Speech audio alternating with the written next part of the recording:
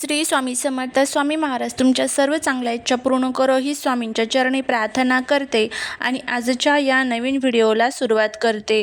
आपल्या हिंदू धर्मात 3.5 मुहूर्तांना अत्यंत महत्त्व आहे आणि त्यापैकीच एक म्हणजे अक्षय तृतीया.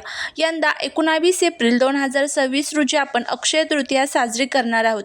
या दिवशी केलेले दान, जप आणि खरेदी कधीही संपत नाही, ती अक्षय राहते असे मानले जाते.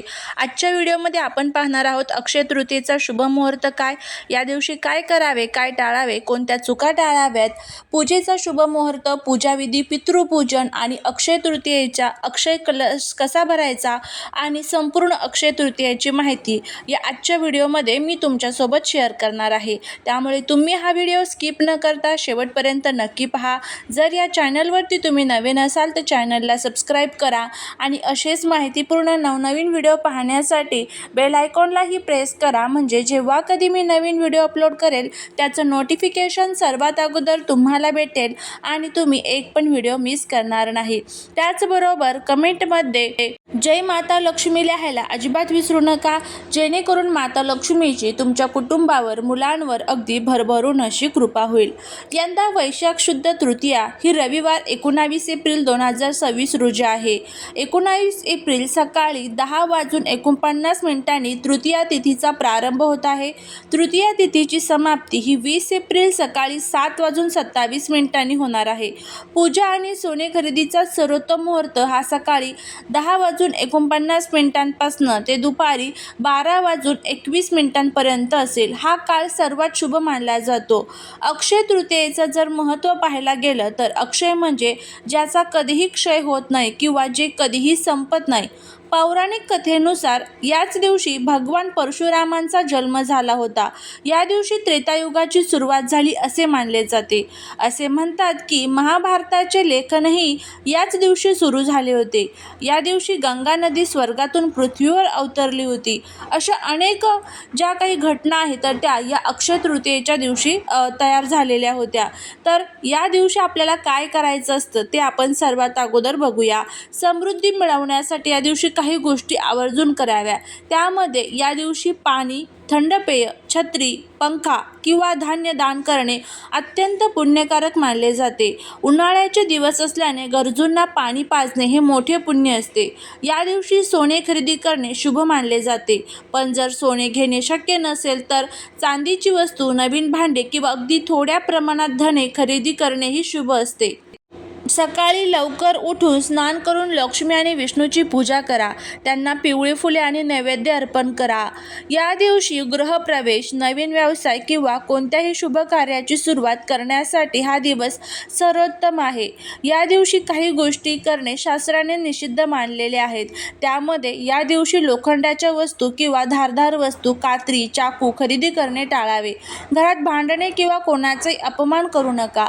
या दिवशी प्रसन्न राहणे महत्त्वाचे आहे. हा पवित्र दिवस असल्याने सात्विक आहार घ्यावा आणि व्यसनांपासून दूर राहावे. शक्य असल्यास प्लास्टिक किंवा काचेच्या टाकाऊ वस्तूंची खरेदी या दिवशी करू नका. अक्षय तृतीयाची संपूर्ण आपण माहिती बघितलेली आहे. या दिवशी काय करावं, काय टाळावं. आता त्यानंतर आपण अक्षय तृतीयाची पूजा विधी जी आहे तर ते आपण बघूया. पूजा अक्षय तृतीयाची कशी करायची, त्यानंतर पूजेचा शुभ मुहूर्त बघूया आणि त्यानंतर आपण पितृपूजन कशा पद्धतीने करायचं ते देखील बघूया. अक्षय तृतीयेच्या दिवशी केलेली पूजा आणि अक्षय कलश भरण्याची पद्धत अत्यंत शास्त्रोक्त आणि फलदायी मानली जाते. तेच आपण बघूया. सर्वात प्रथम अक्षय तृतीयाची पूजाविधी. सकाळी लवकर उठून पवित्र स्नान करावे. पूजेच्या वेळी पिवळे फुले किंवा लाल वस्त्रे परिधान करणे शुभ मानले जाते. घराच्या ईशान्य कोपऱ्यात एका देव्हाऱ्यासमोर एक स्वच्छ चौरंग ठेवा. त्यावर पिवळी कापड अंथरा. चौरंगावर गणपती बाप्पा, भगवान विष्णू, माता लक्ष्मीची मूर्ती किंवा फोटो स्थापित करा. देवाला गंगाजल किंवा शुद्ध पाण्याने अभिषेक करा. चंदनाचा टिळा लावा. पिवळी फुले, तुळस विष्णूसाठी आणि कमळाचे फूल किंवा गुलाबाचे फूल लक्ष्मीसाठी अर्पण करा. या दिवशी विष्णूंना सातूचे पीठ म्हणजे सत्तू, गूळ आणि पाणी आणि ऋतुफळ विशेषतः आंबा याचा नैवेद्य दाखवण्याची प्रथा आहे.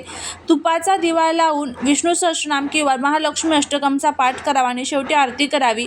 उन्हाळ्याची सुरुवात आणि पूर्वजांच्या आशीर्वादासाठी अक्षय तृतीयेला कलश भरण्याचे विशेष महत्त्व आहे. ज्या ठिकाणी ठिकाणी आपण पूजा मांडलेली आहे तर त्याच ठिकाणी आपल्याला हा अक्षय कलश जो आहे तर तो भरून ठेवायचा असतो. त्या दिवशी केलेले दान धर्म आणि उपायांचे फळ अक्षय मिळते. शास्त्रानुसार अशा काही गोष्टी आहेत ज्या गुपचूप किंवा कोणालाही न सांगता केल्यास माता लक्ष्मीचा आशीर्वाद कायम राहतो.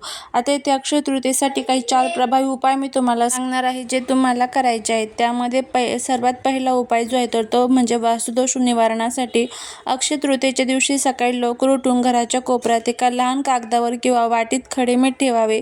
हे करताना कोणाशीही बोलू नये किंवा कोणालाही सांगू नये. मीठ नकारात्मक ऊर्जा शोषून घेते. दुसऱ्या दिवशी मीठ पाण्यात विसर्जित करावे. यामुळे घरातील गरिबी दूर होऊन लक्ष्मीचा मार्ग मोकळा होतो. दुसरा जो उपाय आहे तो म्हणजे अन्न किंवा जलदान. या दिवशी दान करायला विशेष महत्त्व आहे, पण उजव्या हाताने दिलेले दान डाव्या हाताला कळू नये. या पद्धतीने केलेले गुप्तदान माता लक्ष्मीला अत्यंत प्रिय आहे. एखाद्या गरजू व्यक्तीला मंदिराबाहेर किंवा पक्ष्यांसाठी अन्नाचे कण आणि पाण्याचे भांडे अशा ठिकाणी ठेवा जिथे कोणाचेही लक्ष जाणार नाही. निस्वार्थ भावनेने केलेल्या दानामुळे घरामध्ये अन्नाची आणि धनाची कधीही कमतरता भासत नाही. तिसरा जो उपाय आहे ते म्हणजे मुख्य प्रवेशद्वारापाशी आपल्याला करायचा आहे.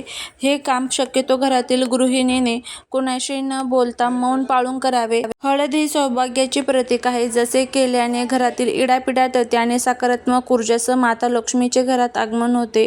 त्यानंतर जो पुढचा चौथा उपाय ते आहे म्हणजे कमळगट्टा किंवा गोमती चक्र ठेवणे. लक्ष्मी पूजेच्या वेळी गुपचूप 11 गोमती चक्र किंवा कमळगट्टा लाल कपड्यात बांधून आपल्या तिजोरीत किंवा धन ठेवण्याच्या ठिकाणी ठेवा. कमळगट्टा हे माता लक्ष्मीला प्रिय आहे, जे धन आकर्षित करण्याचे साधन मानले जाते. हा उपाय करताना घरातील इतर सदस्यांनीही याची वाच्यता करू नये, जेणेकरून त्यातील ऊर्जा अबाधित राहील.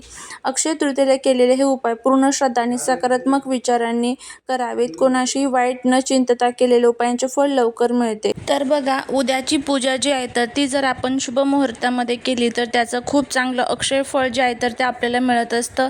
त्यामुळे शुभ मुहूर्तामध्ये नेहमी पूजा करायची असते. तर उद्याची जी तुम्ही पूजा करणार आहात तर पूजेचा शुभ मुहूर्त कोणता आहे, राहुकाळ कधी आहे आणि राहुकाळात शास्त्राप्रमाणे नवीन कामे आणि विशेष पूजा सुरू करणे टाळले जाते. रविवारी राहुकाळ साधारणपणे दुपारी असतो, तर मग उद्याचा राहुकाळ जो आहे तर तो 4:30 ते 6च्या दरम्यान आहे. त्यामुळे या काळामध्ये तुम्हाला चुकूनही पूजा जी आहे तर ती करायची नाही आहे. पूजाचा जो शुभ मुहूर्त आहे तर तो उद्याचा सकाळी 10:49 ते 12:20 असणार आहे. या कालावधीमध्ये तुम्हाला पूजा करायची आहे. जर तुम्हाला सकाळच्या शुभ मुहूर्तामध्ये पूजा करायची असेल तर सकाळी 7:30 ते 10:49 तुम्ही पूजा करू शकता. हे 2 पूजेचे शुभ मुहूर्त आहे. या 2 शुभ मुहूर्तांमध्ये तुम्ही आवर्जून पूजा करू शकता. संध्याकाळी जर तुम्हाला पूजा करायची असेल तर संध्याकाळी प्रदोष काळामध्ये मग तुम्ही राहुकाळ संपल्यानंतर कधीही पूजा करू शकता. 6 वाजेपर्यंत राहुकाळ आहे, तर 6 नंतर मग जेव्हा तुम्हाला टाईम भेटेल तेव्हा तुम्ही पूजा जी आहे तर ती करू शकता. अशा पद्धतीने आपण पूजेचा शुभ मुहूर्त बघितला, राहुकाळ कधी आहे तेही बघितलं. त्यामुळे या 2 तासाच्या राहुकाळात चुकूनही आपल्याला पूजा करायची नाही. शुभ मुहूर्तामध्येच पूजा करण्याचा प्रयत्न करा. जर हा व्हिडिओ आवडला असेल तर लाईक, शेअर, सबस्क्राईब करायला विसरू नका. श्री स्वामी समर्थ.